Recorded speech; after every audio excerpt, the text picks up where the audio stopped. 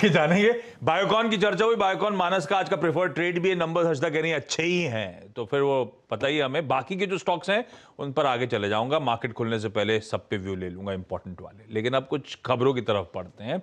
यतिन भी आपको हर्षदा के साथ स्क्रीन पे नजर आएंगे। और कल 4:15 बजे होनी थी लार्सन एंड टूब्रो की एक प्रेस कॉन्फ्रेंस, जो एम नायक साहब संबोधित करने वाले थे। कुछ हद तक हिंट आप लोगों ने जब कमाई का अड्डा कर रहे थे तो पता चल रहा था किस बात पे वो प्रेस कॉन्फ्रेंस होगी। अब फाइनली वो मर्जर का अनाउंसमेंट आ गया, इफेक्टिव हो गया कल से। कहानी क्या हर्षदा, क्या क्या अपडेट्स है? 14 तारीख से इफेक्टिव, यानी कि कल की तारीख से दरअसल एलएनटी और इन्फोटेक और माइंडट्री का मर्जर इफेक्टिव है। यहाँ पर रिकॉर्ड डेट दरअसल 24 नवंबर तय की गई है। नई कंपनी का नाम एलटीआई माइंडट्री रहेगा, जो आपने अभी अभी देखा।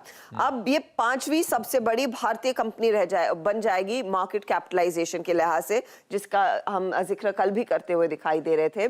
कंपनी के लिए अपॉर्चुनिटी क्या है?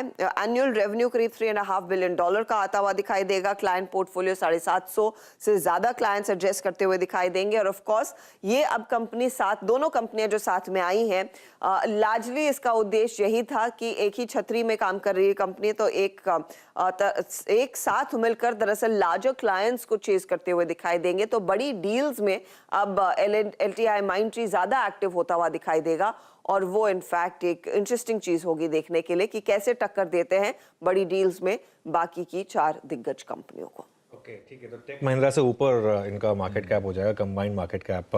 आशीष, कल हमने एक बहुत interesting head of the curve किया था कि क्या एलटीआई माइंडट्री निफ्टी में इंक्लूड होगा। तो वो एक आईसीआईसीआई सिक्योरिटीज ने भी एक नोट लिखा था उसके ऊपर, जो यतिन ने कवर किया था। उसको काउंटर आज कर रहे हैं एक बहुत ही इंटरेस्टिंग नोट आया है, जो पहले इडलवाइस ऑल्टरनेट रिसर्च नोवुमा की तरफ से। तो अब वो कह रहे हैं कि ऐसा नहीं होगा।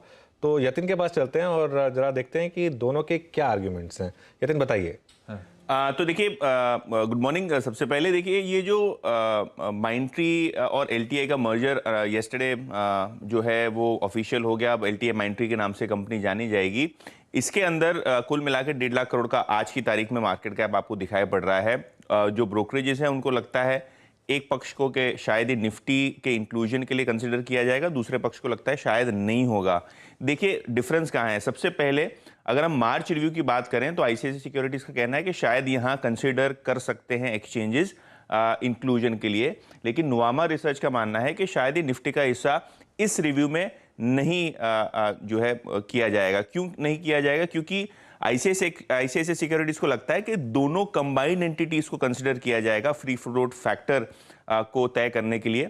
ऑब्वियसली एनएससी की जो रूल्स हैं, जो बदलाव उन्होंने प्रस्ताव में रखे हैं, वो अभी पब्लिक कमेंट्स में है। तो एनएससी ने अभी कोई रूल फाइनलाइज नहीं किया है, हालांकि वो कर सकते हैं। तो ये एक प्रोबेबिलिटी बनी हुई है, क्योंकि इसके अंदर जो है एक्सचेंज का भी काफ़ी डिस्क्रिशन रहता है। तो आईसीआईसीआई सिक्योरिटीज को लगता है कि जो फ्री फ्लोट फैक्टर है शायद वो 1.5 गुना ज़्यादा है। सबसे छोटे फ्री फ्लोट कंपनी जो कि बीपीसीएल है, उसका करीब 30,000 करोड़ का फ्री फ्लोट फैक्टर है। तो आईसीआईसीआई सिक्योरिटीज को लगता है कि कंसीडर जब करेगा एक्सचेंज, तब दोनों एंटिटीज को कंबाइन करके करेगा।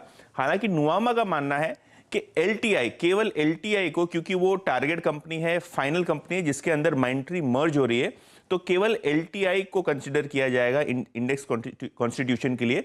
और अगर सिर्फ एलटीआई का मार्केट कैप देखें तो फ्री फ्लोट क्राइटेरिया नहीं मैच करेगा वो बीपीसीएल के हिसाब से।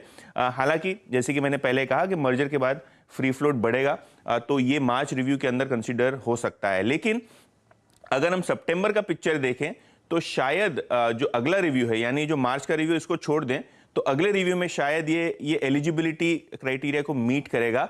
लेकिन नुवामा का मानना यह है कि लाइन में पहले टाटा पावर और पिडिलाइट खड़े हुए हैं। तो अगर सितंबर में भी अगर आप रिव्यू देख लें और पिडिलाइट और टाटा पावर में एक बड़ी रैली आती है, तो शायद ये एकदम टच एंड गो सिनेरियो हो सकता है। तो दो ब्रोकरेजेस का डिफरेंट व्यू है। एक सिंगल लाइन ऑफ कंटेंशन या सिंगल लाइन जहां डिफर कर रहे हैं वो है कंबाइंड मार्केट कैप और स्टैंड अलोन मार्केट कैप। बहुत इंटरेस्टिंग चीज़ यतिन ने बताई है, लेकिन उसमें एक चीज़ और एक इंटरेस्टिंग चीज़ वो है ये है कि देखिए बीपीसीएल तो बाहर होगा, इसमें